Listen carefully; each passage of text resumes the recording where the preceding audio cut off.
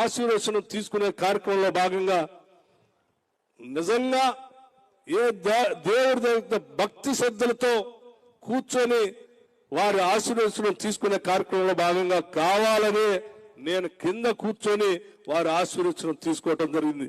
ఎందుకంటే నా మనస్ఫూర్తిగా మనసు నిండా ఉన్నటువంటి ఆ పేదలకు ఇచ్చేటువంటి ఇళ్ల కళ నిజమైనందుకు వారికి ప్రత్యేకంగా కృతజ్ఞతలు చెప్పుకోవటం కోసం నేనే కావాలని అక్కడ చిన్న పీట మీద కూర్చొని వారికి మనస్ఫూర్తిగా నిండు మనసుతో ధన్యవాదాలు చెప్పే కార్యక్రమంలో నేను ముందుకు వెళ్ళాను.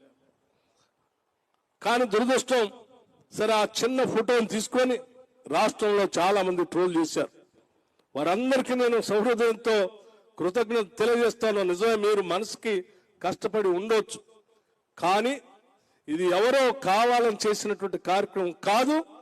నేను ఈరోజు రాష్ట్రంలో ఉప ముఖ్యమంత్రిగా ఈ రాష్ట్ర ప్రభుత్వాన్ని శాసిస్తా ఉన్నాను. ఆర్థిక శాఖని, అట్లాగే విద్యుత్ శాఖని, ప్రణాళిక శాఖని కూడా నేనే నిర్వహిస్తూ ఈ రాష్ట్రంలో తీసుకునే అనేక రకాలైనటువంటి ప్రణాళికలు కానీ విధానపరమైన నిర్ణయాల్లో కూడా ప్రముఖ పాత్ర పోషిస్తూ రాష్ట్ర ప్రభుత్వాన్ని శాసిస్తా ఉన్నాను.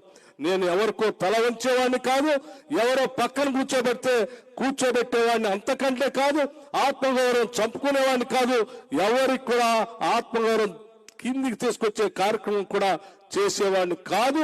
సౌహృదయంతో దీన్ని అర్థం చేసుకోవాల్సిందిగా వారందరికీ నేను విజ్ఞప్తి చేస్తూ